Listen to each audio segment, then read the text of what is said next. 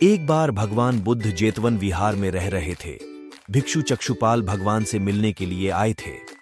उनके आगमन के साथ उनकी दिनचर्या, व्यवहार और गुणों की चर्चा भी हुई। भिक्षु चक्षुपाल अंधे थे। एक दिन विहार के कुछ भिक्षुओं ने कुछ मरे हुए कीड़ों को चक्षुपाल की कुटी के बाहर पाया और उन्होंने चक्षुपाल की निंदा करनी शुरू कर दी कि उन्होंने इन जीवित। भिक्षुओं ने इसके बाद पूछा कि चक्षुपाल अंधे क्यों हैं? उन्होंने इस जन्म में अथवा पिछले जन्म में क्या पाप किए? भगवान बुद्ध ने चक्षुपाल के बारे में कहा कि वे पूर्व जन्म में एक चिकित्सक थे। एक अंधी स्त्री ने उनसे वादा किया था कि यदि वे उसकी आंखें ठीक कर देंगे तो वह और उसका परिवार उनके दास बन जाएंगे।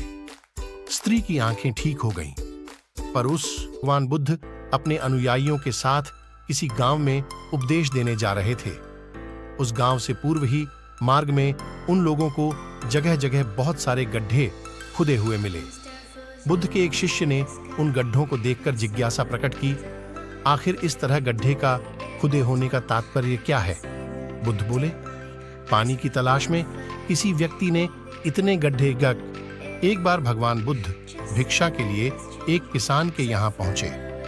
तथागत को भिक्षा के लिए आया देखकर किसान उपेक्षा से बोला, श्रमण, मैं हल जोतता हूं और तब खाता हूं। तुम्हें भी हल जोतना और बीज बोना चाहिए और तब खाना खाना चाहिए। एक बार भगवान बुद्ध अपने अनुयायियों के साथ किसी गांव में उपदेश देने जा रहे थे। उस गांव से पूर्व ही मार्ग में उन लोगों को जगह जगह बहुत सारे गड्ढे खुदे हुए मिले। बुद्ध के एक शिष्य ने उन गड्ढों को देखकर जिज्ञासा प्रकट की, आखिर इस तरह गड्ढे का खुदे होने का तात्पर्य क्या है?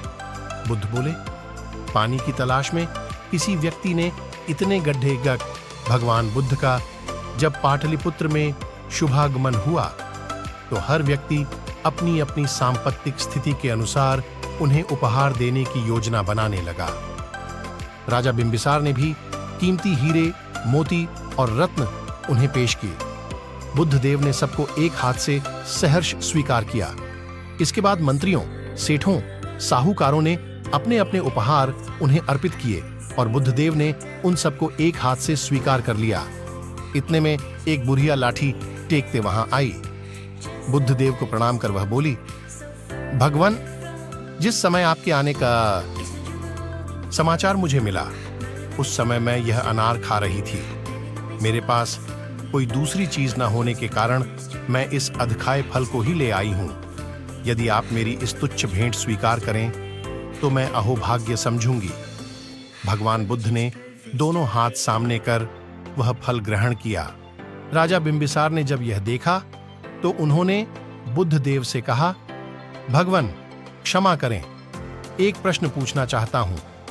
हम सब ने आपको कीमती और बद्धे बद्धे उपहार दिए जिन्हें आपने एक हाथ से ग्रहण किया, लेकिन इस बुढ़िया द्वारा दिए गए छोटे एवं झूठे फल को आपने दोनों हाथों से ग्रहण किया, ऐसा क्यों?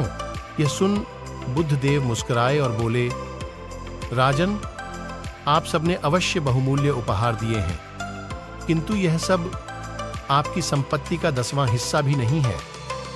आपने यह दान दीनों और गरीबों की भलाई के लिए नहीं किया है, इसलिए आपका यह दान सात्विक दान की श्रेणी में नहीं आ सकता। इसके विपरीत इस बुढ़िया ने अपने मुंह का कौर ही मुझे दे डाला है।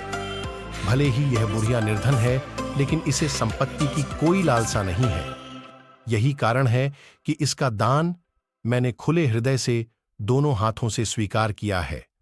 बुद्ध का गोत्र गौतम था। बुद्ध का वास्तविक नाम सिद्धार्थ